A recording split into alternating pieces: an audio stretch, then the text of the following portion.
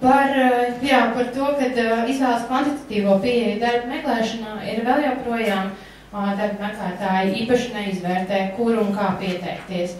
Vienkārši, tā kā ņem un bombardē darba meklētājus, der vai neder, varbūt, ka trāpīs. Diemžēl netrāpa, tikai nokaitina. No iepriekšējā punkta arī izriet, ja saistīts ir tas, ka vēl joprojām darba meklētāji īpaši nepārdomā to, ko viņi sūta darba devējiem.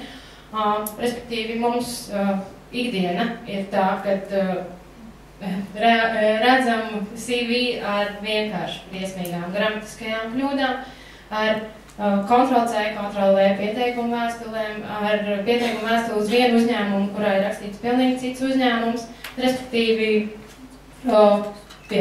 šādā veidā darbu noteikti nevar dabūt, mums vienīgi ir jautri.